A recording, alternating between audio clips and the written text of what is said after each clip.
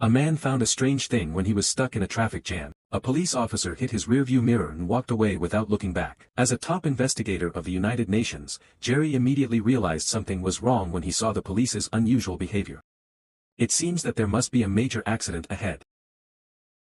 At that time, a fierce explosion occurred at the intersection not far away. The crowd in front of him was also constantly backing up. At this time, another police officer came behind him. He warned Jerry to get in the car and not to walk around. However, in the next second, the car did not stop there, but continued to rush forward in a straight line. Jerry reacted immediately when he saw it.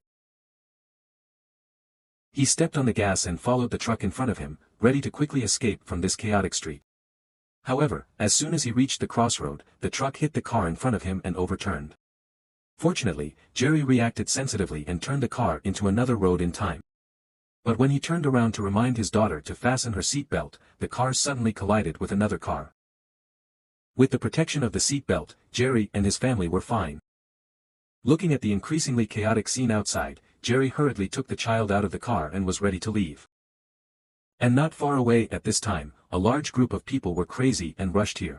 I don't know why, but they were so shocked that it was like a funeral. When he saw a woman approaching, he directly hit the glass of the car with his head. Then he pulled the man out of the car and bit him. Jerry, who was running away, happened to see this scene.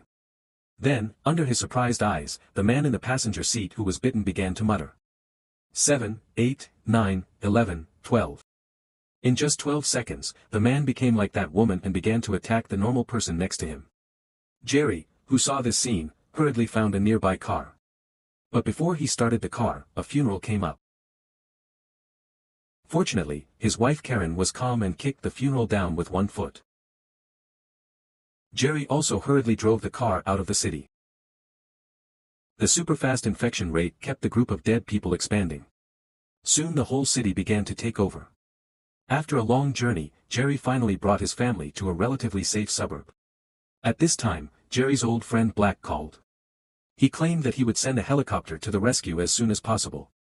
But he needed Jerry and his family to find the evacuation point on their own. With the hope of survival, Jerry immediately brought his family to the nearby mall. Because his eldest daughter has asthma, so he was going to find some medicine and supplies here. At this time, the mall was also in a mess. People were crazily robbing useful supplies. To save time, Jerry took his eldest daughter to look for medicine. Karen took his youngest daughter to look for supplies. However, Jerry had just got the asthma medicine when suddenly, there was a scream from his youngest daughter. Jerry hurriedly ran with the sound. When he found Karen, he happened to see two men robbing the supplies in his hand. Jerry immediately shouted to stop, but the other party shot directly. Please subscribe.